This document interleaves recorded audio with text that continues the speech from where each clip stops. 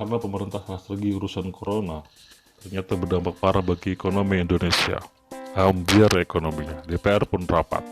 Hari itu terjadi rapat alot di DPR. Para wakil rakyat sedang membuat rencana anggaran yang rumit. Perdebatan panjang berhari-hari tersebut menjadikan para anggota kelelahan. Dan efek dari rapat yang alot tersebut membuat stamina turun, bahkan ide kreatif ada di titik rendah.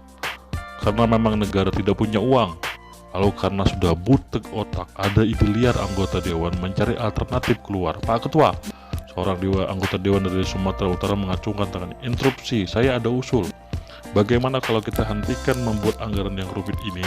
Kita potong kompas, kita ajukan penawaran kepada negara adidaya Amerika. Kita jadikan Indonesia negara bagian sekutu mereka, sehingga kita tidak perlu repot-repot membuat anggaran. Suara lantang dan keras kiri Sumatera menggema. Para anggota yang sangat kelelahan, sudah lelah mendengar usulan dari tadi seakan tercerahkan.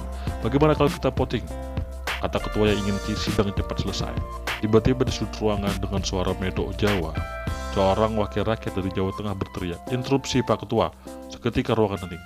Saya setuju kita menjadi negara bagian dari Amerika, tapi kalau kita menyerah begitu saja itu tidak patriotis. Kita lebih bermartabat kalau kita menyatakan perang dengan Amerika.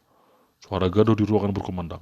Saya setuju, kata Pak Wakil berbagai daerah. Kalau kita menyatakan perang kemudian kita kalah, kita menjadi negara sekutu Amerika. Pekerjaan kita ringan, mereka yang mengerjakan anggaran buat kita. Ketua Dewan dengan segar di puncak kelelahannya menjawab, bagaimana kalau kita ketuk perlu saja setuju. Kita menyatakan perang dengan Amerika. Ketika Palu hampir mengetuk meja. Nanti dulu Pak, di baris belakang anggota Dewan dengan logat Madura kental berbicara. Lalu dia ambil mic, dia keraskan volumenya, lalu dengan logat kental Madura dia berkata, Bapak-bapak ini gimana? Iya kalau kita kalah. Lah kalau kita menang kan malah repot kita. Kita mesti buat anggaran buat Amerika juga tak iya.